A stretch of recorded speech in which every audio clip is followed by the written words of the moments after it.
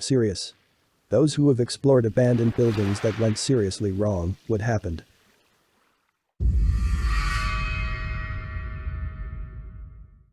Used to explore an abandoned mushroom factory in Ohio with friend in middle school.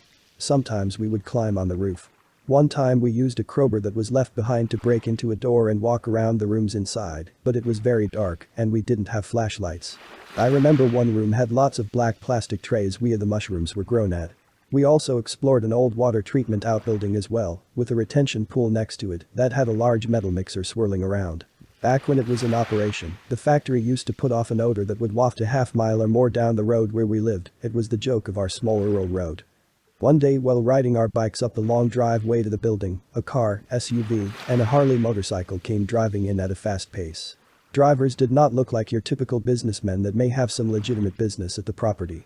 There were rumors of drug deals performed back there, and this small invasion spooked us. We tore off on our bikes and didn't come back often after that.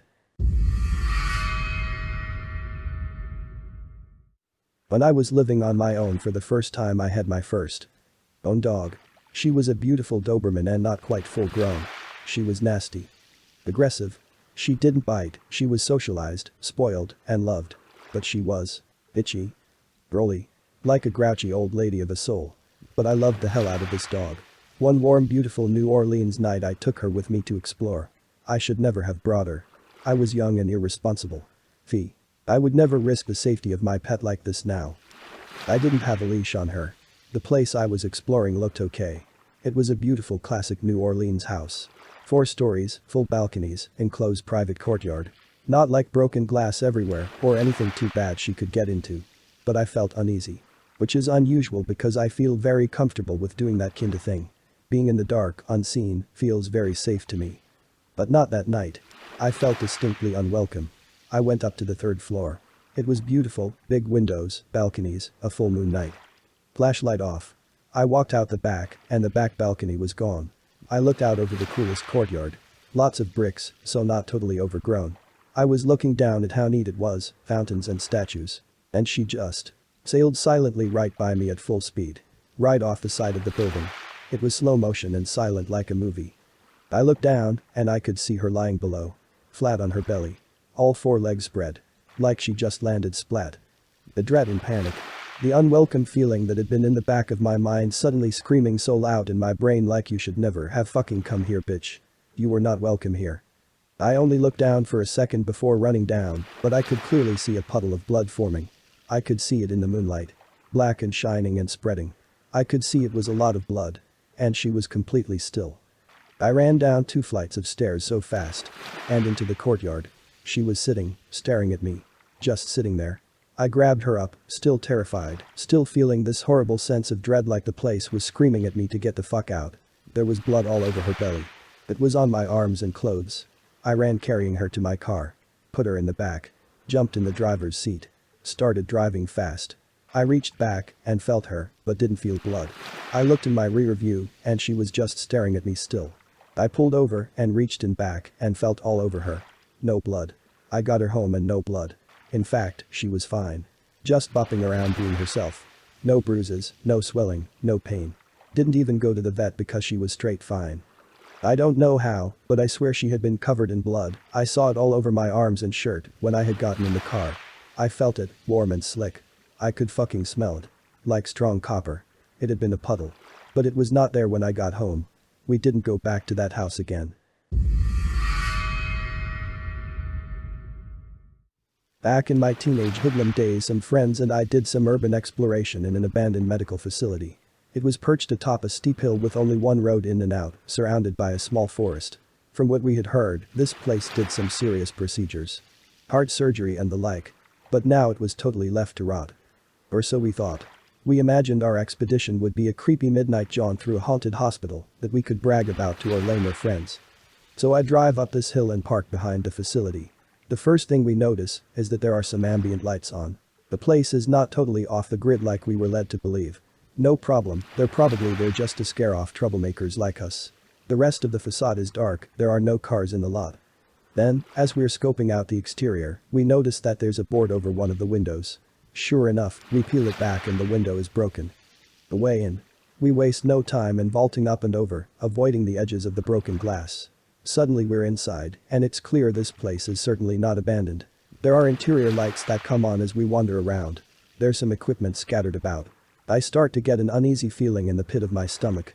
My friends are enjoying themselves and I don't want to be the pussy who got scared. Yet I can't ignore the sense of pure dread that is getting stronger every second I'm in this place. Finally I tell them that we need to get the fuck out and don't bother explaining why. I drove, so they have no choice but to follow me. We scramble back out the window we came in, climb in the car and peel off, turning off the only road that leads up a hill and stopping at a nearby gas station. A few of my friends went inside to get drinks, but a few of us stayed in the car. From the spot where we parked you can see up a hill to the outside of the facility. And we watched as a security car with flashing orange lights pulled up to the front, followed shortly by a cop car. We must have missed them by 2 minutes. Once my friends come back we point out the welcome wagon sitting outside the facility, and after a bout of nervous laughter we head back home and marvel at how lucky we are. If I hadn't listened to my gut, my hoodlum friends and I probably would have spent some time in juvie for breaking and entering.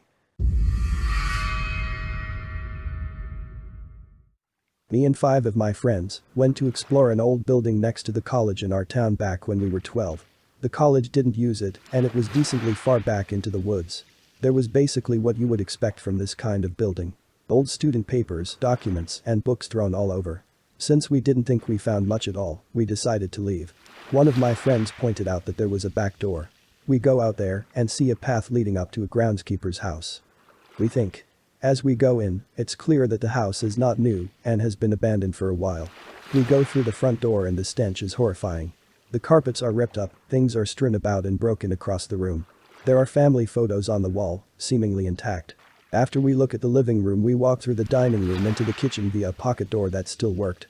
The kitchen looked like shit, with moldy food all over, stains on the walls, and the fridge had fallen down right in the middle of it all.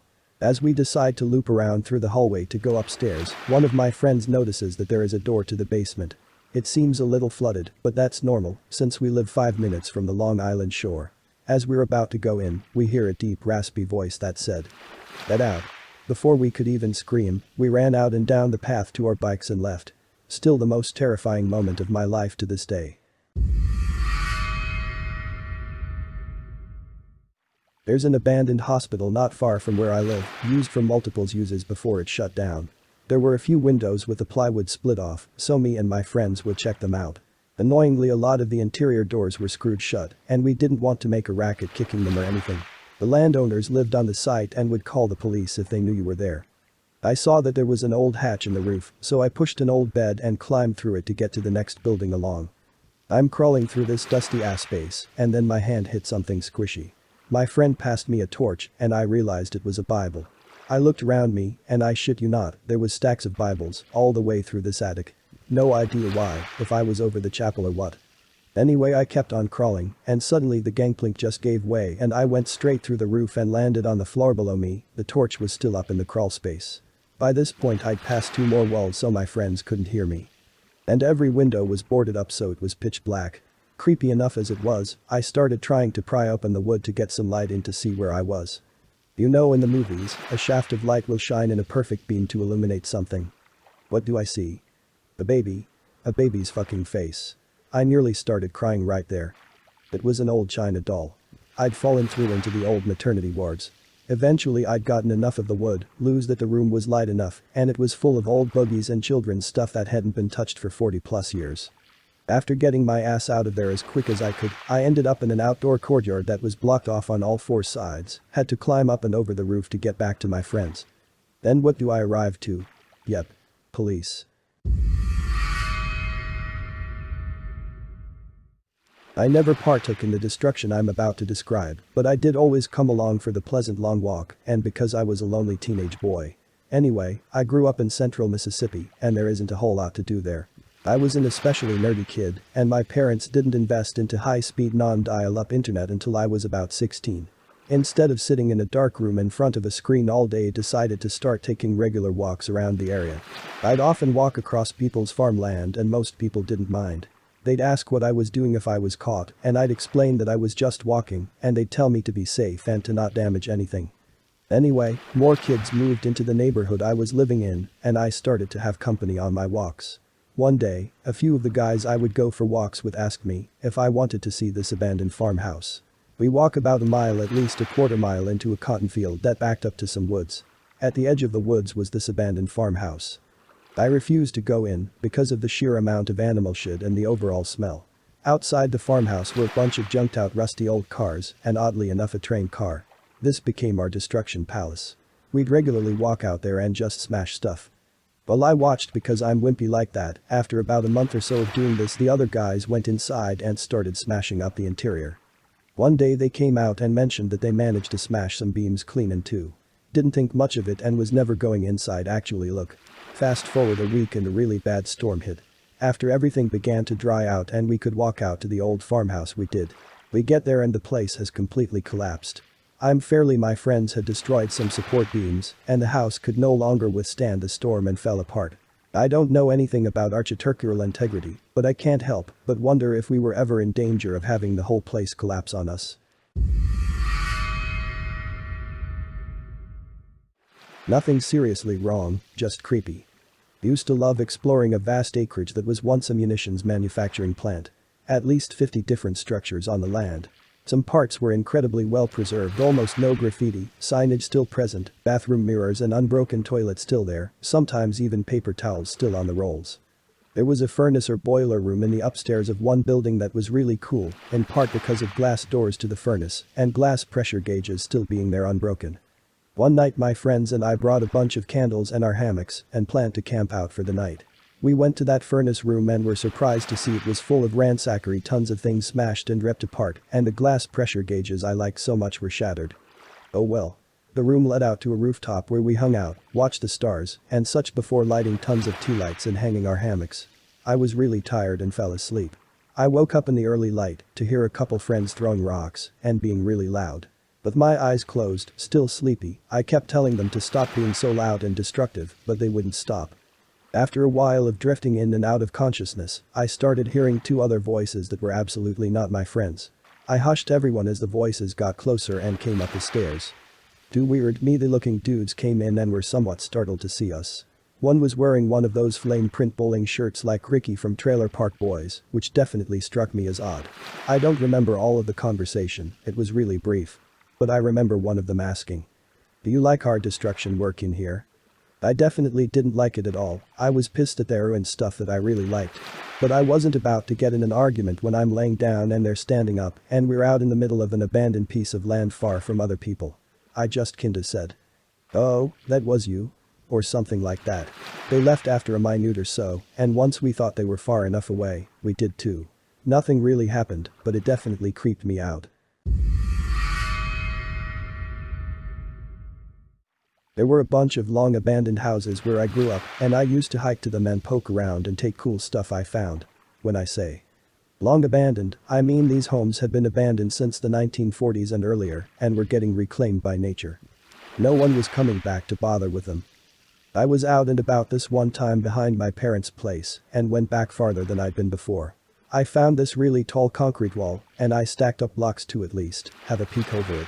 I saw a house not far from the wall, and it was definitely abandoned from what I could see with my binoculars and the naked eye. So I climbed back down, and I'm making plans to ask around about it. First one with a wall like that, it was weird, and maybe come back out for treasure hunting, when something splits by me really fast and I froze. It was a bullet, and I took off after seeing two guys on quad staring me down. They shot a couple more times, but I don't think they were trying to hit me, just scare me off, because the bullets were close, but not close enough for me to be like, "Oh shit, I'm gonna get murdered out here." I was also zipping down low like a rabbit and trying to stay hidden, so maybe that helped, lol. Even though it tore my face right the fuck up, yikes. So anyway, I got home, cleaned myself up, and didn't say a word about it because I didn't want to get in trouble for trespassing. We lived pretty rurally at the time, and that was a huge no-no, so I kept my mouth shut. A few months later, we learned there was an illegal grow operation that got busted back there, and I realized that the guys I saw on the quads were probably the guards or whatever for the perimeter. I still didn't say a word, and my parents didn't find out until my little brother mentioned it in passing about 4 years ago, when I was 30. They weren't exactly thrilled, but finally understood why I'd stopped going treasure hunting back there, haha. Getting shot at will definitely do that. My friends and me were being really dumb, as all teenagers have been at least one time in their youth. We entered a stereotypical abandoned house, you know, the one huge, death plant surrounding all of it, a disgusting atmosphere that filled the air. We didn't care. We entered it, no fear in our eyes, or so we thought. We were prepared to see ghosts, witches, demons, but nothing would prepare us for that moment that changed our lives. We opened every door at that place until we reached the third floor, where we saw it. A really old guy just sobbing on a corner. I vividly remember his thin body and balding head, kind of like Gollum, but way more terrifying and sad, really sad. My friend approached him, and he instantly bit her. He screamed, "Mom. Mom." He's here, over and over again with such a high-pitched voice, it made my head hurt. We ran out thinking we had lived a paranormal experience, but we didn't. Not so long after that, were told that that man belonged to a mental asylum. Not the first time he went back to that house. Of course, some nurse dropped him over. The horrible part is that we were told he always came back as happy as ever. Basically, he willingly returned to that asylum as long as they allowed him to go back to his house. He seemingly went back once every 3 or 4 months, but was frightened by us because besides being intruders, we apparently brought back memories of his abusive uncle. They had to bring him back. He wouldn't leave with the nurse as he usually did. He was banging his head on everything he could as they took him. Sadly, we made him return at least 15 years on his therapy. Man, to this day I feel so much guilty and shame. We brought back so many traumas of that poor man just because we wanted to have fun. I'll never forgive myself. This happened when I was about 14 years old. In 2011, a couple of friends, same age F&M, and I were hanging out all day, and when it got dark and started walking home, we passed by an old apartment complex that were going to be demolished soon. There was a wired fence around it so no one could get in, and we had the bright idea to break through the fence. We didn't have anything planned, we just wanted to go through with this for experience, I'm guessing. We were young, so we made dumb nonsense decisions. So, we decided to go towards the second floor of the apartments. We were searching if any doors were unlocked or open windows. Nothing. Everything seemed secured. We just decided to break into one through the window. Who could have guessed that out of probably 30 plus rooms upstairs we could have chosen, the one we did choose had something waiting for us. My friend and I were the only ones who had phones at the moment. Our phones didn't have flashlights, so the only option to see was to just use the brightness from our screens. We had our phones at the brightest setting so our guy friend could get the window open. We were scared and excited because we never did anything like this. Then we were in. It was so hot, dark and humid too. We thought it was cool, we imaging having our own apartment one day. We were checking the kitchen and went to check the bedroom. When we walked in the room I suddenly got scared and told my friends that we should leave. They laughed and told me to stop being scared, that we were the only ones there. Then my friend's phone died. Great. I get a really messed up feeling, and her phone dies, so I told them again that we should leave. My phone wasn't going to last long, but yet again they said no, since they haven't checked the bathroom yet. Since I was paranoid, they made me walk in front of them. I also was the only that had light. Before I could get close to the bathroom, my phone dies. I get chills all over my body. We could barely see. And as we were talking with our normal voice, before we weren't listening to everything around us. But now we stood there in shock with a bit of moonlight coming in through the window of the bedroom.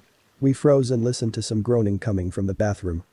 I whispered to my friends, "Let's go please." But no. They wanted to see what it was. No one spoke since there was shuffling coming from the bathroom. My guy friend took my phone and pressed the power button to get the battery screen for that last bit of light to see what was in there. And then he saw. He turned around, pale-faced, scared. He grabbed us and told us to let's get out of there. We ran towards the front door. My friend trying to open it and I suddenly look back. There's a man at the bathroom door with a deep voice. He screamed, "I'm coming for you." We were already out the door running towards the stairs. I hear him running towards us as he screamed again, "I'll fucking kill you." I'm no athlete, but I ran freaking fast and jumped halfway down the stairs and jumped over that fence, scared for my life. We ran as far as we could, then I stopped and looked back, catching my breath, and he was gone. We never heard him touch the fence. There were no one on either side, by the stairs, upstairs, nothing. No sight of anyone. We had no words. We just started walking back to our house. No one said a word for the rest of the night. Never spoke of it again. We just acted like nothing happened, but I know it traumatized all of us. Now looking back, I'm pretty sure it was a homeless drug addict that was mad we scared or woke him up. I always wanted to ask him, what did he see? Was it just the shock of a man there? Was he sitting, standing? Did he have anything with him? Did he see his face? But I never asked, and he never said. But I also wondered, where did the man go?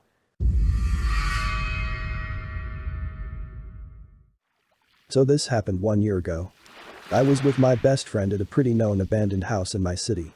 Almost every weekend we would go there, have fun and drink. Nobody was interrupting us, but one night as we entered, we noticed some homeless people walking around and yelling. At that point we knew that we should get out of there. The problem was that those guys already saw us and started chasing us, not running but still.